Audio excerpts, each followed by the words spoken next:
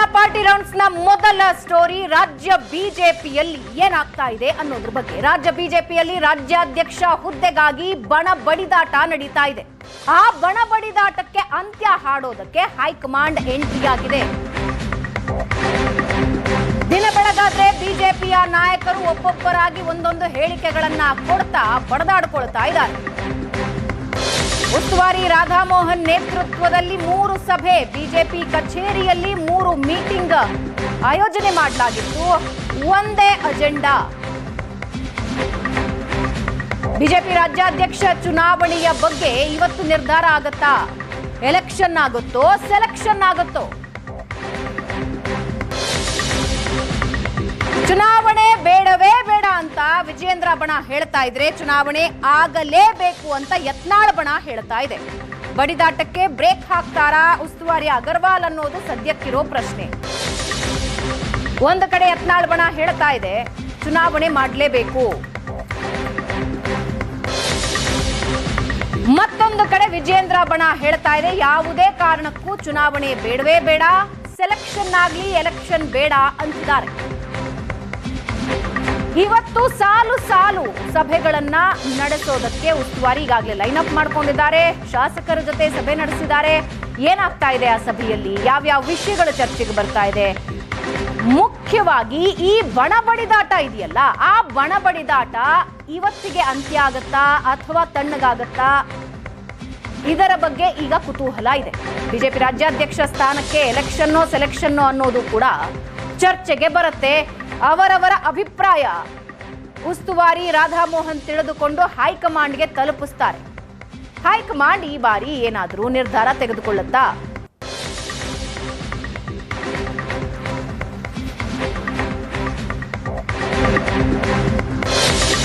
ಇನ್ನು ರಾಧಾಮೋಹನ್ ನೇತೃತ್ವದಲ್ಲಿ ಮೊದಲ ಸಭೆ ಈಗಾಗಲೇ ಆರಂಭ ಆಗಿದೆ, ನಡೀತಾ ಇದೆ.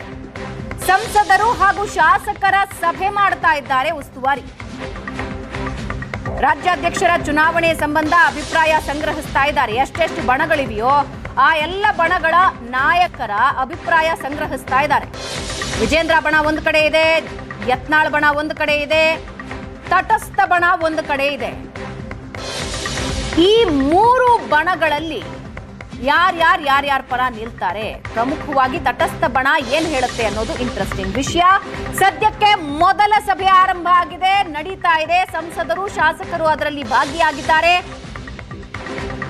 ಅದಾದ ಮೇಲೆ ಸಂಘಟನೆ ಪ್ರಮುಖರ ಸಭೆ ಇರುತ್ತೆ. ಬಿಜೆಪಿ ಜಿಲ್ಲಾಧ್ಯಕ್ಷರ ಸಭೆ ಮಾಡ್ತಾರೆ. ಬಿಜೆಪಿಯ ಉಸ್ತುವಾರಿ 7 ಗಂಟೆಗೆ ಕೋರ್ ಕಮಿಟಿ ನಾಯಕರ ಜೊತೆ ಒಂದು ಅಂತಿಮ ಸಭೆ ಇರುತ್ತೆ. ಈಗ ಶಾಸಕರು ಮತ್ತು ಸಂಸದರ ಸಭೆ ಆಗ್ತಾ ಇದೆಯಲ್ಲ, ಇದಾದ ಮೇಲೆ ಸಂಘಟನೆ ಮುಖಂಡರ ಸಭೆ ಮಾಡ್ತಾರೆ. 7 ಗಂಟೆಗೆ ಕೋರ್ ಕಮಿಟಿ ನಾಯಕರ ಜೊತೆ ಒಂದು ಸಭೆ ಆಗುತ್ತೆ. ಅದೇ ಇವತ್ತಿನ ಕೊನೆಯ ಸಭೆ, ಅಂತಿಮ ಸಭೆ. ಈ ಎಲ್ಲರ ಅಭಿಪ್ರಾಯ ಪಡೆದು ಹೈಕಮಾಂಡ್ಗೆ ಅದರ ವರದಿ ಕೊಡ್ತಾರೆ.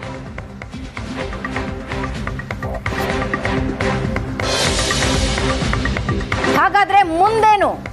ಇವತ್ತು ಅಭಿಪ್ರಾಯ ಸಂಗ್ರಹಿಸಿ ಹೈಕಮಾಂಡ್ಗೆ ವಿವರ ನೀಡ್ತಾರೆ. ಅಭಿಪ್ರಾಯ ನೋಡಿ BY ವಿಜಯೇಂದ್ರ ಭವಿಷ್ಯ ನಿರ್ಧಾರ ಆಗುತ್ತೆ. ಚುನಾವಣಾ ಉಸ್ತುವಾರಿ ಶಿವರಾಜ್ ಸಿಂಗ್ ಚೌಹಾಣ್ ರಿಂದಲೂ ಕೂಡ ಅಭಿಪ್ರಾಯ ಸಂಗ್ರಹ ಆಗುತ್ತೆ. ಅಂದ್ರೆ ಇದು ಫಸ್ಟ್ ಸ್ಟೇಜ್. ರಾಧಾಮೋಹನ್ ಅವರಿಂದ ಒಂದು ಅಭಿಪ್ರಾಯ ಪಡ್ಕೊಳ್ತಾರೆ, ಅದಾದ್ಮೇಲೆ ಹೈಕಮಾಂಡ್ಗೆ ಹೋಗುತ್ತೆ. ಅದರ ಮೇಲೆ ಶಿವರಾಜ್ ಸಿಂಗ್ ಚೌಹಾಣ್ ಬಂದು ಮತ್ತೆ ಅಭಿಪ್ರಾಯ ಪಡ್ಕೊಳ್ತಾರೆ. ಚುನಾವಣೆ ಬೇಕೋ ಬೇಡವೋ ಅನ್ನೋದರ ಅಭಿಪ್ರಾಯ ಫೈನಲ್ ಮಾಡಿದ ನಂತರ ಅಂತಿಮ ತೀರ್ಮಾನನ ಘೋಷಣೆ ಮಾಡ್ತಾರೆ. ಆ ಘೋಷಣೆ ಮಾಡೋದು ಚೌಹಾಣ್. ಸೊ ಪಿಕ್ಚರ್ ಅಭಿ ಬಾಕಿ ಹೇ, ಇಲ್ಲಿಗೆ ಮುಗಿದೋಗಿಲ್ಲ. ಇವತ್ತಿನ ಸಭೆ ಮುಗೀತು, ಎಲ್ಲ ಮುಗೀತು ಅಲ್ಲ, ಮತ್ತೊಂದು ಹಂತದ ಅಭಿಪ್ರಾಯ ಸಂಗ್ರಹ ಇರುತ್ತೆ. ಚುನಾವಣಾ ಉಸ್ತುವಾರಿ ಶಿವರಾಜ್ ಸಿಂಗ್ ಚೌಹಾಣ್ ಮತ್ತೊಂದು ಸಭೆ ನಡೆಸ್ತಾರೆ. ಆ ಸಭೆ ವಿಜಯೇಂದ್ರ ಭವಿಷ್ಯ ನಿರ್ಧರಿಸುತ್ತಾ?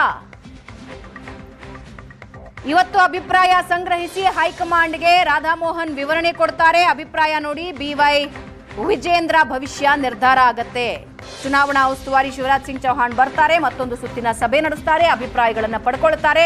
ಆಮೇಲೆ ಚುನಾವಣೆ ಬೇಕಾ ಬೇಡವಾ ಅಂತ ವರಿಷ್ಠರು ತೀರ್ಮಾನ ಮಾಡ್ತಾರೆ.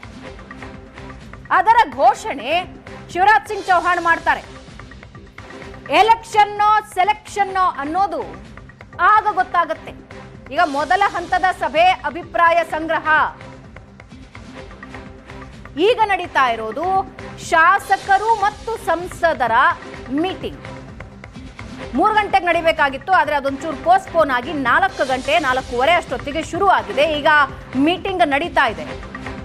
ಶಾಸಕರು ಮತ್ತು ಸಂಸದರ ಅಭಿಪ್ರಾಯ ಸಂಗ್ರಹ ಮಾಡ್ತಾ ಇದ್ದಾರೆ. ಇದಾದ್ಮೇಲೆ ಸಂಘಟನೆ ಮುಖಂಡರ ಅಭಿಪ್ರಾಯ ಸಂಗ್ರಹಿಸ್ತಾರೆ.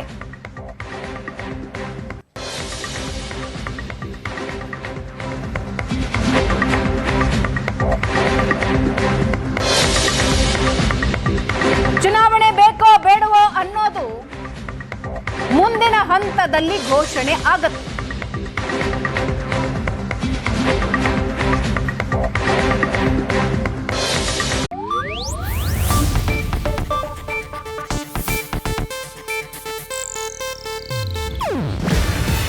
ಇದು ಏಷ್ಯಾನೆಟ್ ನ್ಯೂಸ್ ನೆಟ್ವರ್ಕ್ ಪ್ರಸ್ತುತಿ. ನೀವು ನೋಡ್ತಿದ್ದೀರಾ ಏಷ್ಯಾನೆಟ್ ಸುವರ್ಣ ನ್ಯೂಸ್.